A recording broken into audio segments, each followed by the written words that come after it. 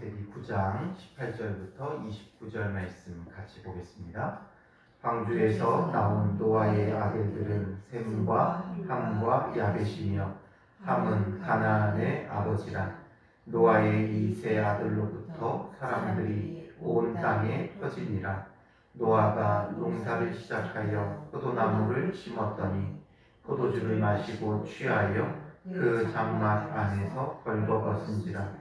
가나안의 아버지 함이 그의 아버지의 하체를 보고 밖으로 나가서 그의 두 형제에게 알림해 셈과 야벳이 옷을 가져다가 자기들의 어깨에 메고 뒷걸음쳐 들어가서 그들의 아버지의 하체를 덮었으며 그들이 얼굴을 돌이키고 그들의 아버지의 하체를 보지 아니하였더라. 노아가 술이 깨어 그의 작은 아들이 자기에게 행한 일을 알고 이에 이르되 가나안은 저주를 받아 그의 형제의 종들의 종이 되기를 원하노라 하고 또 이르되 셈의 하나님 여호와를 찬송하리로다. 가나안은 셈의 종이 되고 하나님이 야벳을 창대하게 하사 셈의 장막에 거하게 하시고 가나안은 그의 종이 되게 하시기를 원하노라 하였더라. 홍수 후에 350년을 살았고 그의 나이가 950세에 되어 죽었더라. 아멘. 오늘도 주님의 말씀을 통해 하나님 나라를 누리는 복 있는 성도들 되시기를 주님의 이름으로 축원합니다. 오늘 본문의 말씀은 이제 홍수 이후의 사건 가운데 이제 다시금 인류가 번성하게 되는 것을 시작으로 보여주고 있습니다. 18절에 보면 방주에서 나온 노아의 아들들은 이라고 말하고 있죠. 방주에서 나온 노아의 아들들, 방주로부터 구원함을 받고 나온 자들이죠.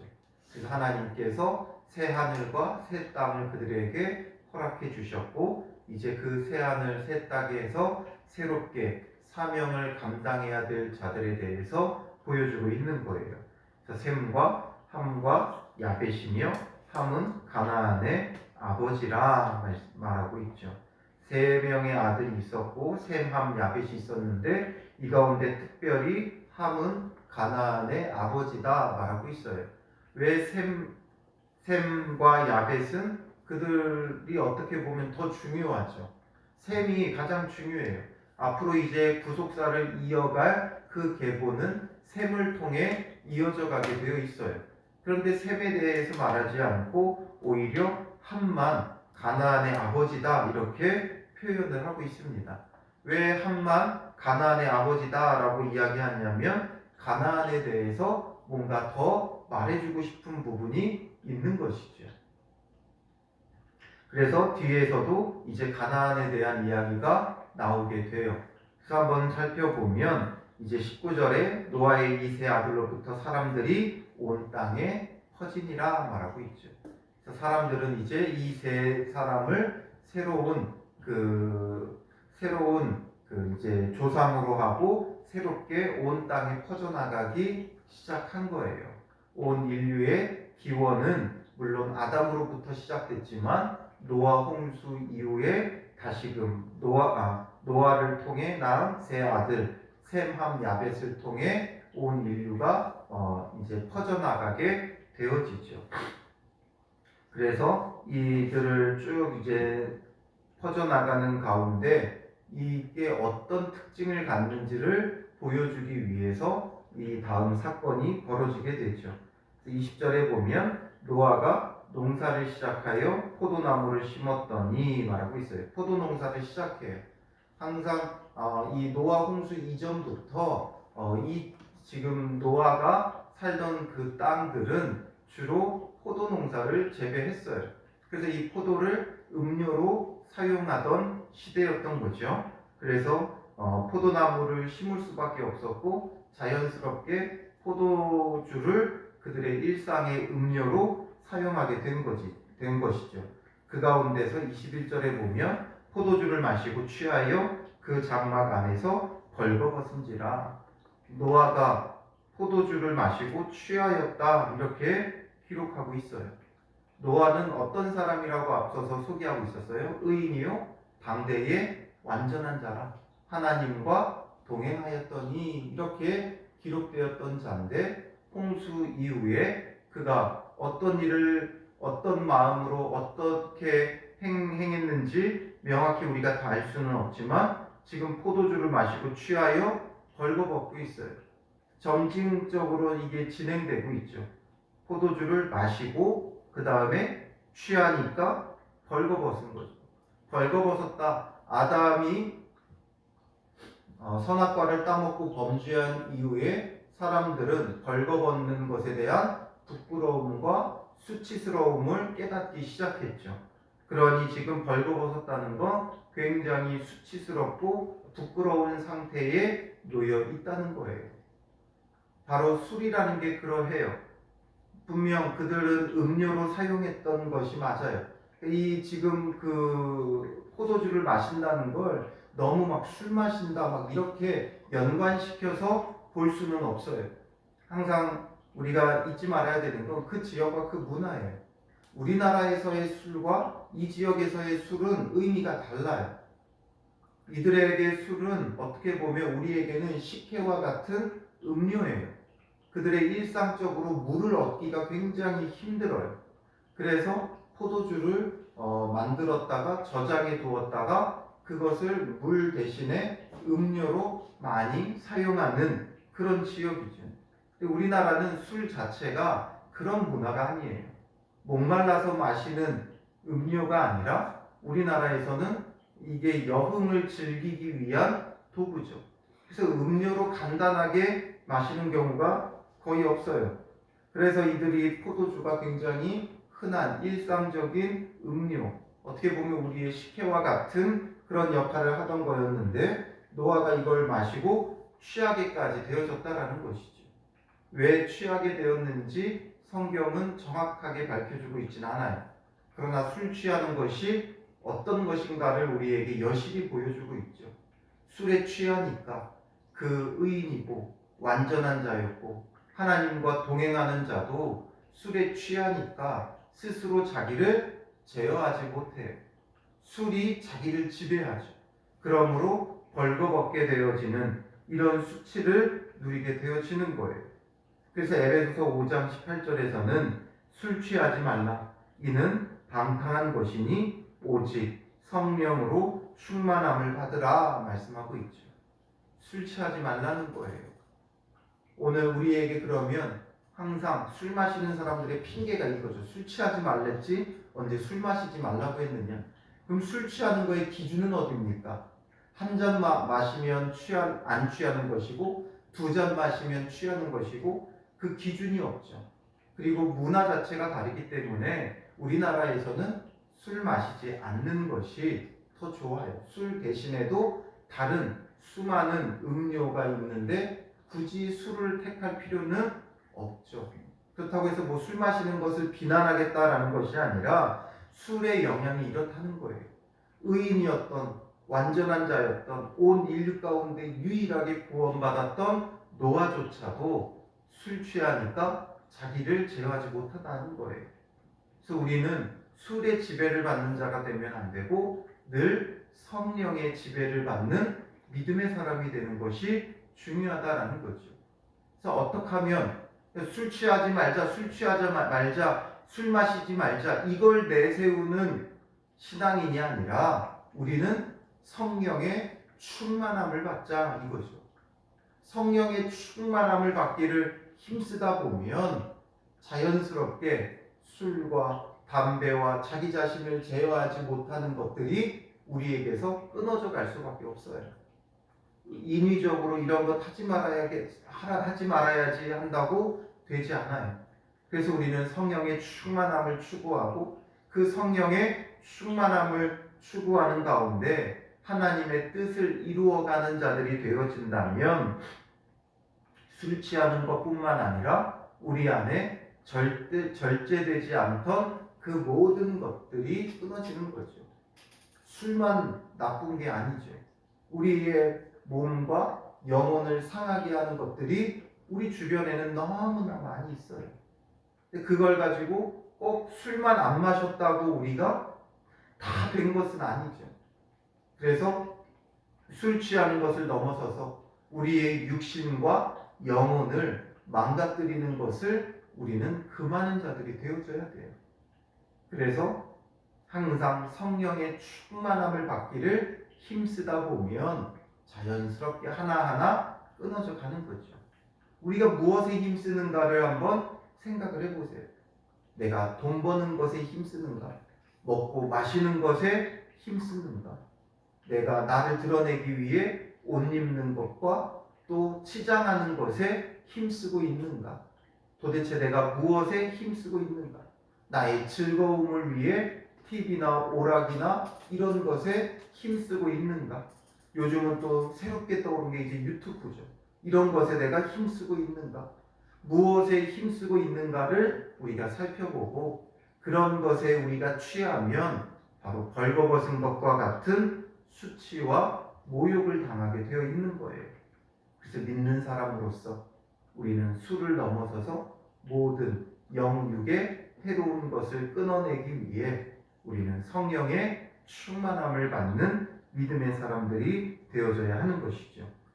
그래서 노아가 이런 일이 벌어졌는데 이것을 누가 먼저 보게 돼요? 22절에 보면 가나안의 아버지 함이 그의 아버지의 하체를 보고 라고 말하고 있어요. 여기서 보았다는 건 뭐 피치 못하게 그냥 보게 되는 것이 아니죠. 보고라고 표현한 이 말은 히브리어의 라라는 말이에요. 이 말은 보다라는 뜻을 갖고 있지만 그냥 단순히 보는 것이 아니라 시각적으로만 보는 것이 아니라 구체적인 목적을 가지고 면밀히 살펴볼 때 이런 말을 쓰는 거죠. 어떻게 보면 우리말로는 보다를 넘어서서 관찰하다 이런 뜻이 되어질 거예요. 그런 것들을 보고 이렇게 집중해서 보았다는 건 뭐예요? 아버지를 손가락질하는 거죠. 아버지를 보며 뭔가 손가락질하고 면밀히 살펴보면서 어떻게 저렇게 행할 수 있는가 자기 안에 어떤 판단을 갖고 그리고선 어떻게 해요? 밖으로 나가서 그의 두 형제에게 알림해라고 말하고 있어요. 자기가 얼마든지 그 아버지의 부끄러움과 수치를 가려줄 수도 있지만 그렇게 하지 않고 알리는 거예요. 아, 이런 일이 벌어졌다. 어떻게 해야 되냐. 이걸 위해 형제들에게 알린 게 아니라 아버지의 흉을 보기 위해 알리고 있는 거죠. 나가서 알린다는 것. 뭐 자기는 이런 일이 지금 벌어졌다 하면서 뭔가 알리려고 하는 것처럼 보이지만 그 근본 마음에는 뭐가 있겠느냐라는 거예요. 아버지를 흉보려고 하는 거지. 이제 아버지가 술 취하고 나이도 많고 이제 뭔가 사기 분별력이 없어졌다. 그러니까 저렇게 술 취하고 벌거벗어 누워있다. 이러면서 아버지의 흉을 보고 있는 거죠. 이것이 얼마나 무서운 죄인가가 뒤에 결론으로 나타나죠. 이렇게 할 때에 그의 형이었고 동생이었던 셈과 야벳은 어떻게 행동합니까? 그들의 모습을 보면 23절에 보면 옷을 가져다가 자기들의 어깨에 메고 뒷걸음쳐 들어가서 그들의 아버지의 하체를 덮었으며 그들이 얼굴을 돌이키고 그들의 아버지의 하체를 보지 아니하였더라. 아주 세밀하게 아버지의 그 부끄러움과 수치를 가려주죠. 떠벌리는 것이 아니라 오히려 옷을 가지고 뒷걸음쳐 들어가요. 그리고 살며시 덮어드리고 얼굴을 돌이키고 절대로 바라보지 않았다는 거예요. 얼굴을 돌이켰다는 거예요. 그리고 그들의 아버지의 하체를 보지 아니하였더라. 보다와 보지 아니하였더라. 반대죠. 우리가 봐야 될 것이 있고 보지 말아야 할 것들이 있어요. 그런데 우리는 늘 보지 말아야 할 것을 보고 봐야 할 것을 보지 않죠. 우리가 말씀은 면밀히 살피고 관찰하고 묵상해야 돼요. 그러나 세상의 것들은 우리가 보지 말아야 돼요. 그런데 우리는 반대로 세상의 것은 마음껏 보고 즐기고 하다가 정작 말씀은 잘 보지 않죠. 그냥 스쳐 지나가며 보죠. 이것이 아니라 정말 무엇을 보아야 하는가가 우리에게 중요한 거예요. 그리고 24절에 노아가 술이 깨어 그의 작은 아들이 자기에게 행한 일을 알고 이에 이르되 말하고 있어요. 이제 그 세 아들들에 대한 예언이자 예언이 되어지죠. 그래서 그 예언이자 저주와 축복을 말하고 있어요. 사실상 보면 잘못한 건 누구예요? 함이죠. 그런데 누구에게 저주를 해요? 그의 아들 가나안에게 저주를 해요. 25절에 보면 이에 이르되 가나안은 저주를 받아 그의 형제의 종들의 종이 되기를 원하노라 말하죠. 앞서서 함을 가나안의 아버지라고 소개했고, 그리고 함이 지금 잘못을 행했으나 그의 아들인 가나안이 저주를 받게 하고 있어요. 왜 성경은 이렇게 표현을 하고 있는가? 잘 보면 사실상 잘못한 건 누구예요? 원인은 누구에게 있어요? 노아에게 있죠. 노아가 술 취하지 않았으면, 벌거벗고 누워있지 않았으면 그런 일이 벌어지지도 않았어요. 그런데 지금 함이 아닌 또한 그의 아들인 가나안이 저주를 받고 있다는 거죠. 무엇 때문에 이런 일이 벌어지고 있습니까? 우리가 이걸 성경에 보면 여러 가지로 설명을 해요. 가나안이 아니지만 실제적으로는 이때에 가나안이 있었을 것이고, 가나안과 함께 함이 아버지의 흉을 보았기 때문이다. 이런 해석도 있고요. 그리고 이 지금 무엇이라고 정확히 딱히 설명하기는 애매하지만, 대체적으로 신학자들이 말하는 것은 가나안은 이제 앞으로 이스라엘 백성이 영원한 기업으로 얻을 가나안 땅에 거주하게 될 때 그곳의 원주민이 바로 이 가나안 족속이고, 그러므로 하나님을 대적하는 자들이기에 노아가 그것을 바라보면서 앞으로 이스라엘과 대적 관계에 놓이고 치열하게 싸울 것을 보면서 내다보면서 예언한 것이 아니겠는가라고 설명을 해요. 그 부분이 아무래도 더 신빙성이 있죠. 그리고 제가 이제 묵상하면서 조금 깨달았던 건 뭐냐면, 이 창세기가 기록되던 때가 언제냐라는 거죠. 모세 오경을 기록했기 때문에 지금 출애굽해서 가나안으로 가는 여정 가운데 기록하게 돼요. 그래서 대체로 아마 시내산에서 기록했을 것으로 봐요. 시내산에서 하나님과 언약을 맺으며 그곳에 거주하는 동안에 기록했을 거예요. 그러니 지금 가나안 땅을 향해 가고 있는 이들, 지금 이스라엘 백성이 이 모세오경의 첫 독자들이에요. 수신자들이에요.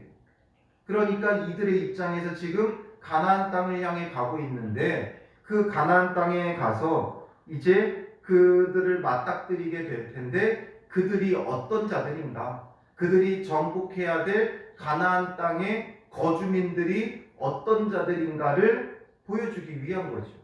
그들은 함의 뿌리에서 나온 가나안의 후예들이다라는 것을 보여주고자 하는 거예요. 그래서 그 아비의 하체를 보고 조롱하고 소문을 내고 이렇게 하나님에 대해 대적하는 자들에게서 난 자들이다. 그래서 이미 노아로부터 저주받은 자들이고, 그래서 그들은 종들의 종이 되기를 원하노라. 종의 또 종이 된다라는 건 뭐예요? 가장 낮은 종이 되어진다, 이런 뜻이죠. 그러니까 이런 저주를 받은 가나안 땅에 있는 저 가나안 족속들, 우리가 정복하는 게 마땅하다라는 것을 보여주려고 하는 거죠. 노아로부터 저주받은 저 백성들, 그러므로 우리가 마땅히 저들을 정복해야 된다.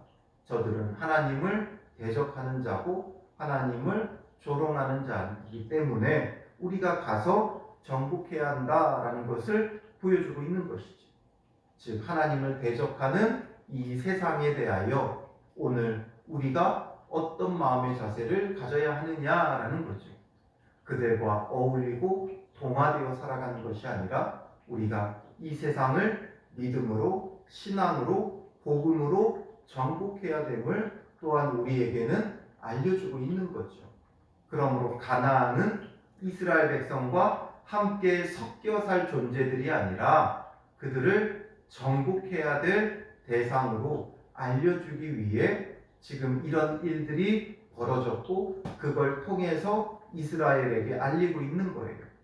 그러므로 오늘 우리에게도 마찬가지죠. 이제 이 세상에 대하여 우리가 동화되어 살아가는 것이 아니라 복음으로 정복해 가야 된다는 것을 잊지 말아야 하는 거죠. 그리고 이제 이어서 셈과 야벳을 축복해요. 26절에 보면 셈의 하나님 여호와를 찬송하리로다. 하나님 여호와를 셈의 하나님 여호와로 표현하죠. 아브라함의 하나님, 이삭의 하나님, 야곱의 하나님, 바로 구속사를 이어가는 하나님에 대해서 말하는 거예요. 그래서 특별히 여호와는 언약과 함께 쓰인다 그랬죠. 그러므로 하나님의 언약 백성으로 구속사를 이어갈 자가 누구라는 거예요? 셈이 되어진다라는 것을 보여주고 있는 거예요. 그래서 그 셈의 하나님 여호와를 찬송하리로다 하면서 가나안은 셈의 종이 되고 말하고 있어요. 그래서 이 말대로 이제 셈의 후손들인 이스라엘에 의해서 가나안 땅이 정복되어지고 그 가나안 사람들은 나중에 이스라엘의 종이 되어 섬기는 자들이 되어지는 것이죠. 그리고 이어서 야벳에 대해서는 27절에 하나님이 야벳을 창대하게 하사 셈의 장막에 거하게 하시고 말하고 있어요. 창대하게 하신다. 복을 많이 받게 하신다라는 건데 여기서 셈과 야벳의 차이는 뭐냐면 셈은 영적인 복을 받은 거예요. 그래서 그 구속사의 계보를 이어가며 나중에 아브라함, 이삭, 야곱으로 이어지고 이스라엘이라는 민족을 형성하고 그 가운데서 이제 다윗이 나고 또 그 가운데서 그리스도가 나는 복을 받는 거죠. 그래서 셈의 하나님 여호와예요. 그런데 야벳은 물질적인 복을 받은 거예요. 그래서 창대하게 하사 말하고 있죠. 그래서 물질적인 복을 받고 셈의 장막에 거하게 하시고 셈의 장막에 거하게 하신다라는 것은 함께 그 복을 받는다라는 거예요. 셈과 비슷하게 동등한 지위로 복을 받는다라는 거죠. 그래서 이 예언대로 그들이 이제 복과 저주를 받아요. 그래서 가나안은 또 함의 후손들은 이제 대표로 가나안이 저주받았지만 결국 함의 후손들이에요. 그들은 이제 나중에 많은 고생을 하게 돼요. 그래서 이스라엘에 의해 정복됐을 뿐만 아니라 페르시아인, 마게도냐인, 로마인들에 의해서 종으로 지배를 받아요. 그래서 대체로 우리가 물론 이게 뭐 저주받아서 그렇다라고 말할 수는 없지만 흑인 종들이 주로 이 함의 후손들이 되죠. 그래서 그들이 역사 가운데 참 많은 고생을 했어요. 그리고 이제 셈에 의해서는 이 영적 계보가 이어져 갔고 야벳은 이 주로 백인종들이에요. 그래서 인도 유럽인들이 되었고 그래서 인도에서 유럽 및 아메리카 대륙에 이르기까지 현재 가장 강한 강대국들을 이룬 사람들이 바로 이 야벳의 후손들이 되죠. 그래서 노아의 이 예언대로 그들이 되어지는 것을 우리가 역사 가운데서도 보게 되어지는 거예요. 그래서 이게 얼마나 참혹한가를 우리에게 보여주죠. 아버지의 그 하체와 부끄러움을 드러내는 자, 결국에는 이런 저주를 받는다는 것이죠. 오늘 우리에게도 마찬가지 남의 부끄러움과 수치를 드러내는 걸 조심해야 돼요. 그런데 우리는 그걸 드러내며 수군거리기를 좋아하죠. 남의 부끄러운 일들, 감추고 싶은 것들을 이야기거리 삼는 것을 너무 좋아해요. 그래서 이런 부분들을 조심해야 돼요. 그 한마디가, 그 한 행동이 이렇게 함의 저주로 그 가나안에게 이어져 가는 것을 우리가 보듯이 우리는 오늘 말씀을 통해 두 가지를 알 수 있죠. 우리는 오직 성령의 충만함을 받는 자가 되어야 한다는 것. 그리고 우리의 말을 정말 조심해야 돼요. 우리가 어떻게 말하느냐, 어떻게 행하느냐, 남들의 부끄러움과 수치를 어떻게든 가려주는 자가 되어져야 돼요. 그런 것들을 떠버리고 알리는 자가 아니라 우리는 남에 대한 이야기는 조심해야 돼요. 남에 대한 것은 늘 칭찬의 말만, 복된 이야기들만 해야 되는 거예요. 그래서 물론 우리가 느끼는 그런 어떤 배신감과 분노하게 하는 상황들도 있지만 남의 실수들은 덮어줘야 돼요. 그리고 철저히 남에 대한 이야기는 안 하는 게 좋아요. 그에 대한 어떤 칭찬이나 복을 이야기하는 것 외에는 우리의 입술이 정말 말을 조심해야 돼요. 왜냐하면 그도 하나님의 형상으로 지음받은 자다라는 거죠. 즉, 그 사람을 우리가 비꼬고 비아냥하는 건 하나님의 형상을 비꼬고 비아냥하는 것이고 하나님을 대적하는 것이 되어진다는 사실을 놓치지 말아야 하는 거죠. 이 두 가지를 오늘 기억하면서 개인에게 적용해보고 또 그 말씀대로 순종하며 성령의 충만함을 누리는 믿음의 사람이 되어야 하는 것이죠. 그리고 이제 노아는 홍수 후에 350년을 더 살고 950세에 죽게 되어지죠. 이렇게 해서 노아를 통해 하나님께서 새로운 세상을 창조하셨다는 것, 새롭게 하셨다는 것, 이것을 우리에게 알려주고 있어요. 그와 동시에 새롭게 이 땅의 역사가 새 출발하였지만 그 가운데도 셈과 야벳같이 순종하는 자가 있다면 하나님을 대적하는 함과 그의 아들 가나안이 있다는 것. 그래서 인류 역사는 꼭 구속사를 이어가는 하나님의 언약 백성과 하나님을 대적하는 사탄의 후예들이 끊임없이 갈등하며 살아가는 거예요. 그 속에서 우리는 언약 백성 삼아 주셨기에 성령의 충만함을 누리는 믿음의 사람들 되시기를 주님의 이름으로 축원합니다. 기도하겠습니다. 살아계신 아버지 하나님, 오늘 우리가 무엇에 취하여 있는지 다시금 우리 자신을 돌아봅니다. 세상 향락에 취해 있고 자기 자신을 드러내는 데 취해 있고 치장하고 외적으로 가꾸고 남들에게 자랑하기 위해 살아가는 그런 어리석은 모습들을 용서하여 주시옵소서.